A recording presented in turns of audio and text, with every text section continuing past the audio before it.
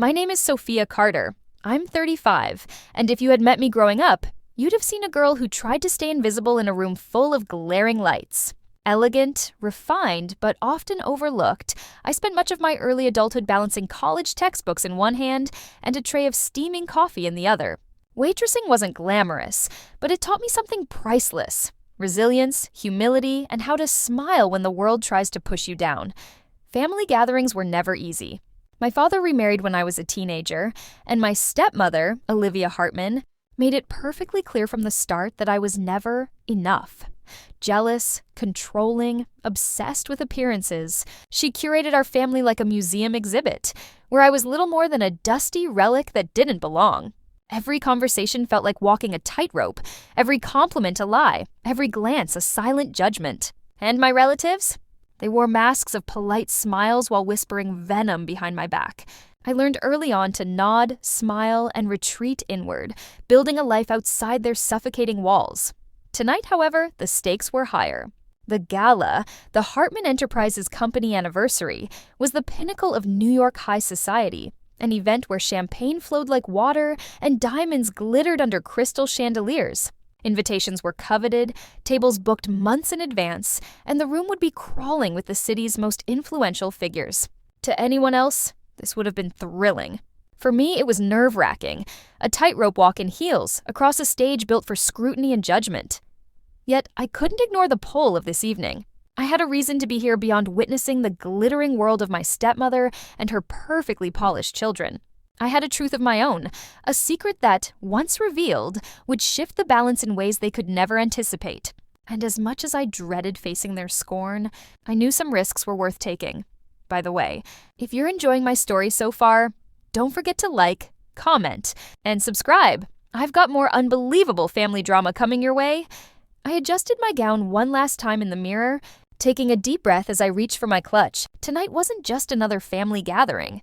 Tonight, the world would see me, not as a waitress, not as a shadow, not as the overlooked stepdaughter. Tonight, I was stepping into a room where every glance, every whisper, and every expectation could either break me or finally set me free. I stepped out of the sleek black limousine, adjusting the fabric of my simple yet elegant gown, feeling the cool autumn air of New York City brush against my skin.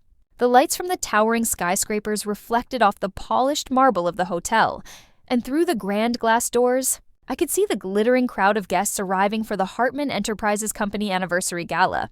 Everything about this night screamed wealth and opulence, from the cascading chandeliers to the delicate notes of a string quartet playing softly in the background. I told myself I belonged here, even as my stomach tightened.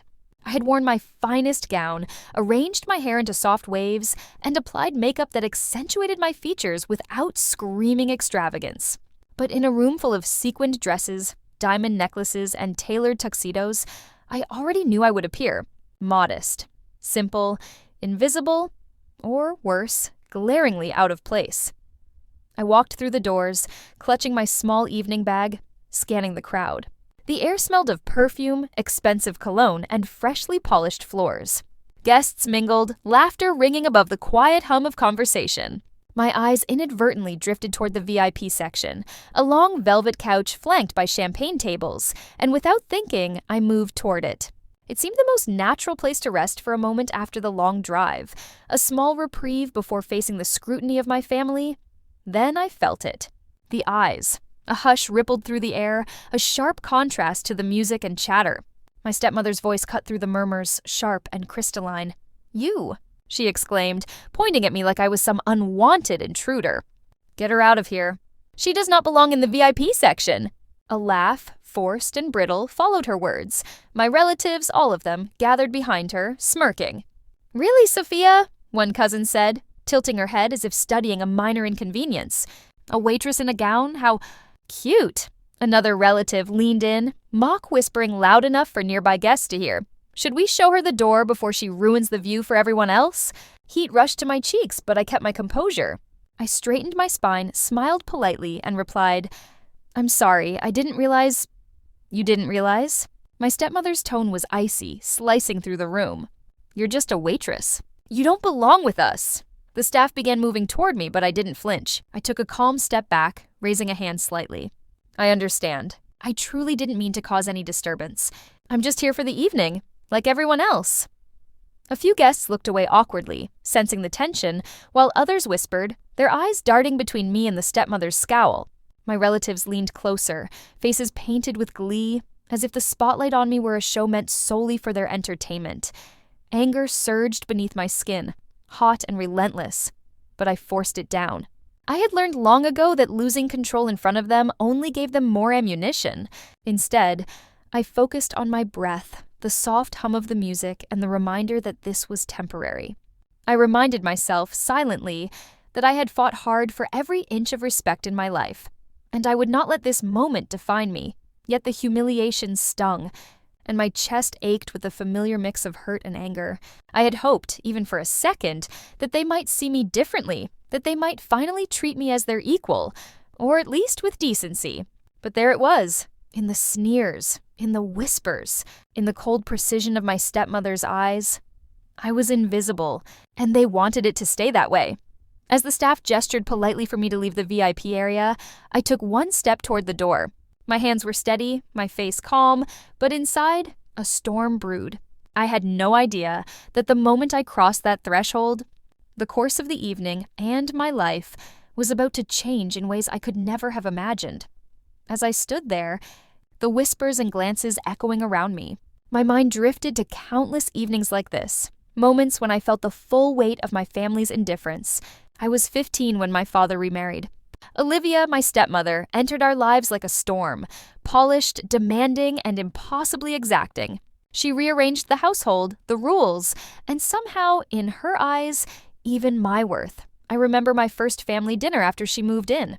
The table gleamed under the chandelier, plates arranged with surgical precision, silver polished to a mirror shine. I had poured my heart into preparing a simple dessert, a small gesture to be part of something bigger. My stepmother barely looked up. "How quaint," she said, voice dripping with condescension. "But you'll never fit here, Sophia." My father glanced away, uncomfortable but silent. My cousins laughed quietly, shoving forks into their mouths, eyes darting at me like I was a sideshow. I smiled politely, swallowing the lump in my throat, and quietly cleared my plate when no one else did. At birthday parties, I was assigned corners or chores. At graduations, my achievements were overshadowed by the accomplishments of Olivia's children, loudly praised and celebrated. Invitations to gatherings came with unspoken conditions. Appear, but don't speak unless spoken to. Smile, but don't shine too brightly. It was subtle, precise cruelty. The kind that lingers because it's hard to confront. The kind that teaches you to retreat inward. Yet, each slight only sharpened something within me. I learned to watch, to listen, to understand the currents of conversation and power in ways my stepmother never suspected. I saw how ambition disguised itself as kindness, how gossip masked itself as advice. I absorbed these lessons quietly, storing them like ammunition for a future where I would no longer be invisible.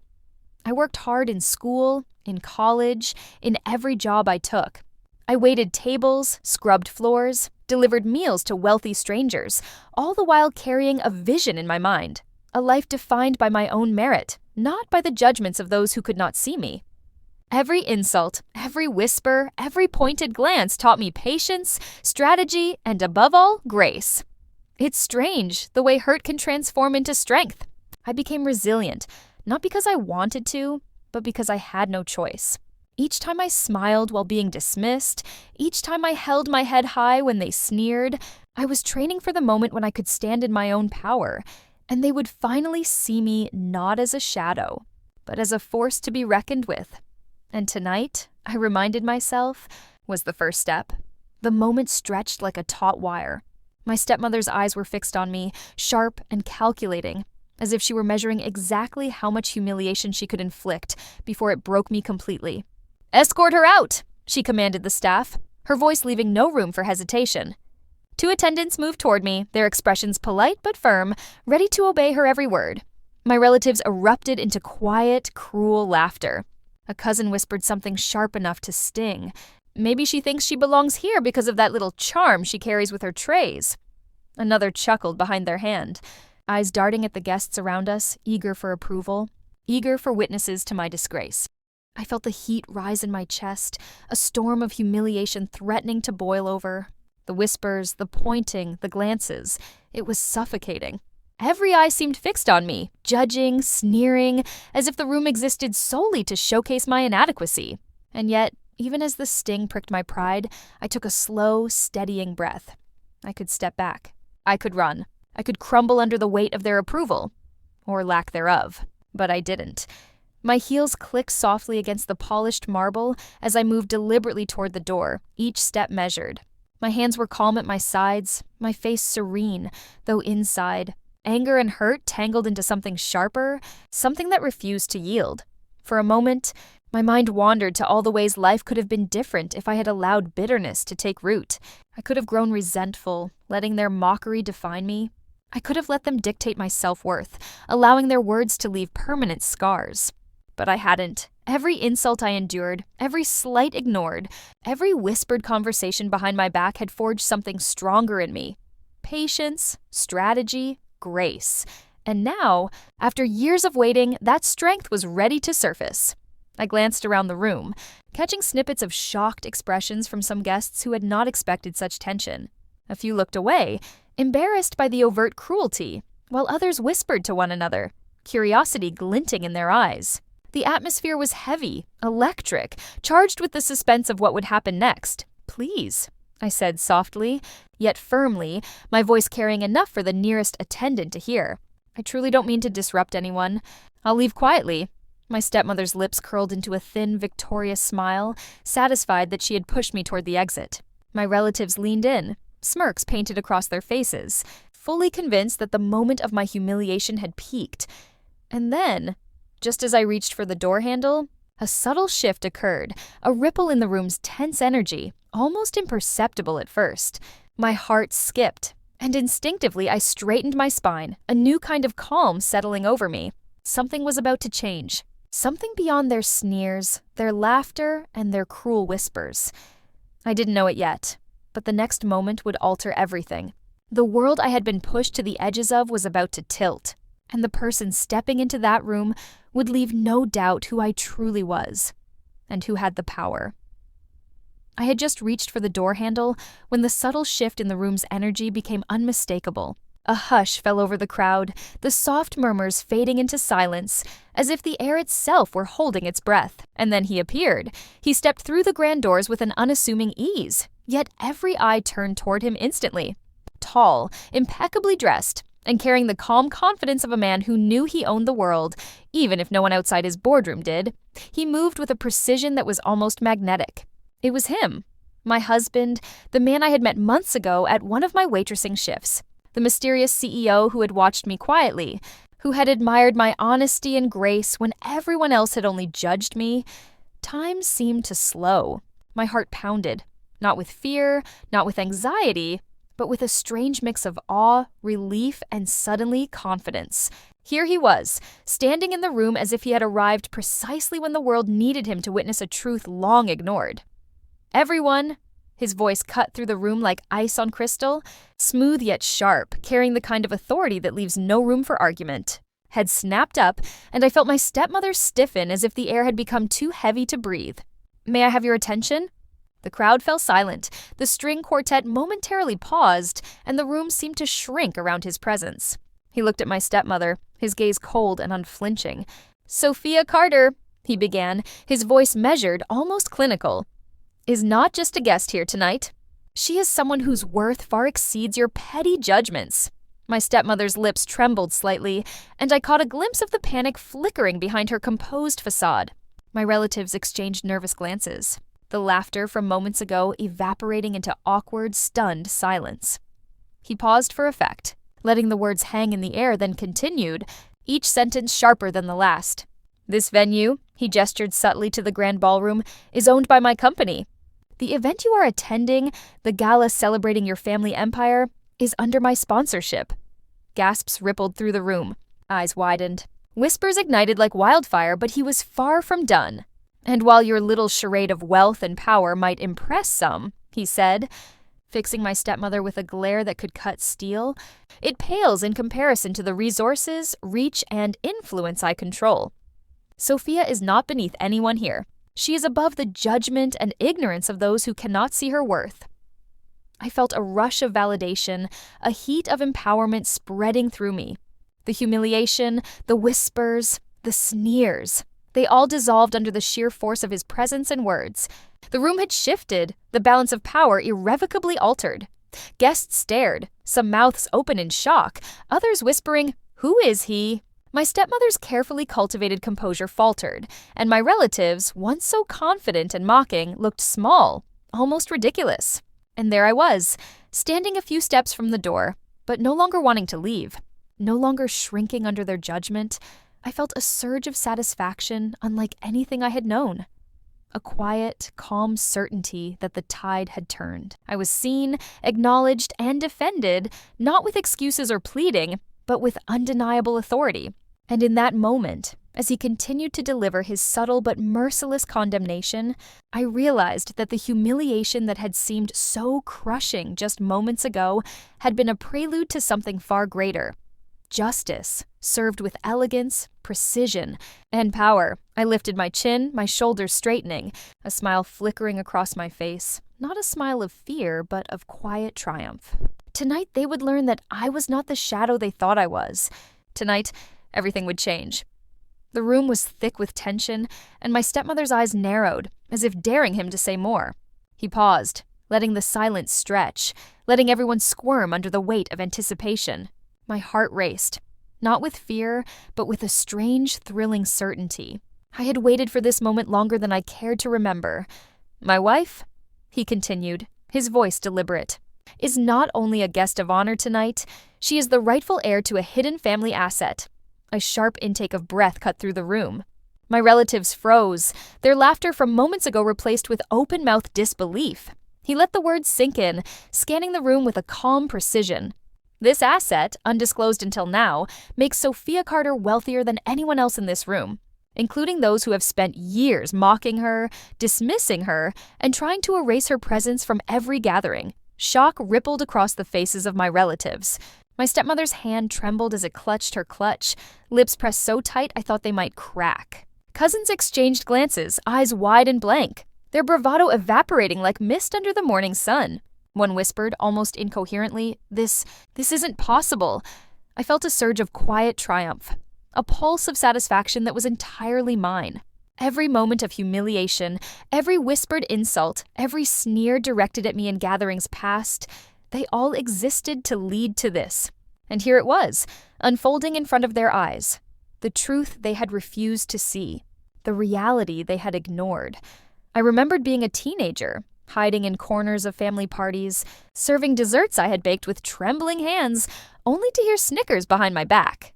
I remembered graduating college with no one applauding except me, standing silently as relatives flaunted achievements I had worked twice as hard to attain. I remembered the sting of countless insults, the cold exclusion, the nights when I questioned my own worth. And yet, none of that bitterness had hardened me. Instead, it had shaped me, refined me, and prepared me for this moment. I had not lost myself to anger or spite. I had grown, and my growth had finally arrived at a stage where it could not be ignored. The irony was delicious. The same people who had dismissed me, laughed at me, and tried to keep me small now had no choice but to witness my triumph. They stared, frozen, forced into a position of helplessness while I stood tall, calm, and entirely untouchable by their petty judgments. He continued, his tone unwavering. Sophia's integrity, intelligence, and resilience are unmatched. She has built her life on her own merits. And now, with this inheritance, she holds a position no one here can challenge. My stepmother's face paled, and her eyes darted around, seeking an ally or an escape, but there was none. My cousins shifted uneasily, looking anywhere but at me, as if the floor might swallow them whole. The entire room had flipped. The hierarchy I had endured for decades had been reversed in an instant. I took a slow, deep breath, letting the realization settle in. This was justice, served not with cruelty, but with truth. No one could deny it. No one could argue it. I had not needed to strike out or plead. The universe, with a little help from my husband, had delivered it for me. A small smile tugged at my lips as I glanced at him. The man who had quietly admired my character, who had observed the world through my eyes, had now become the instrument of my vindication.